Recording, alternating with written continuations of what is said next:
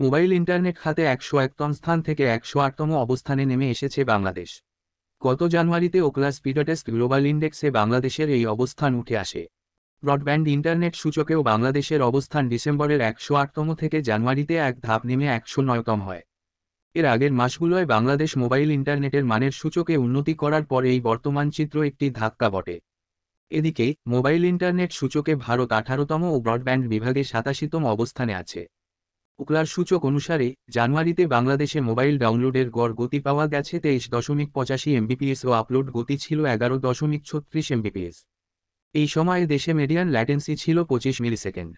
Broadband সেগমেন্টে median ডাউনলোডের গতি ছিল ৪১.৫৯ এমবিপিএস, আপলোড গতি ছিল ৪২.৬০ এমবিপিএস ও মিডিয়ান ল্যাটেন্সি ছিল ৫ মিলিসেকেন্ড।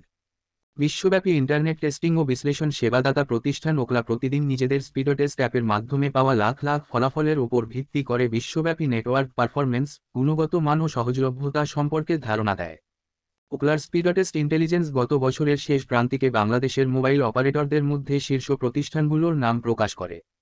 তালিকা অনুসারে বাংলালিংকের দ্রুত মিডিয়ান ডাউনলোড গতি ছিল ২৬.৭৪ এমবিপিএস ও রবির মিডিয়ান ডাউনলোড গতি ছিল ২৪.৬২ এমবিপিএস।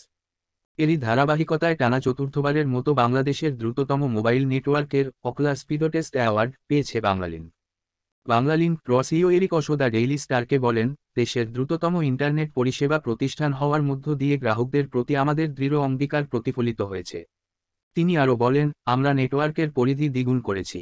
সেরা ইন্টারনেট পরিষেবার মাধ্যমে আমরা গ্রাহকদের ক্ষমতায়ন করছি। বাংলালিংক দ্রুতগতির ইন্টারনেটকে কাজে লাগিয়ে স্মার্ট বাংলাদেশ প্রপথ সুগমের পাশাপাশি ইন্টারনেট পরিষেবায় শীর্ষস্থান অর্জনের ক্ষেত্রে মানদণ্ড স্থাপন করছে বলে মন্তব্য করেন তিনি।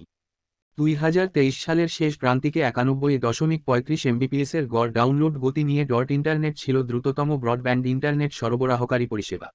মানিকগঞ্জের বাসিন্দা আর ফেরদৌস দেশের ইন্টারনেট পরিষেবার মান নিয়ে অসন্তোষ প্রকাশ করে দ্য ডেইলি স্টারকে বলেন, মোবাইল অপারেটররা আমাদের 4জি সেবা দেওয়ার দাবি করে।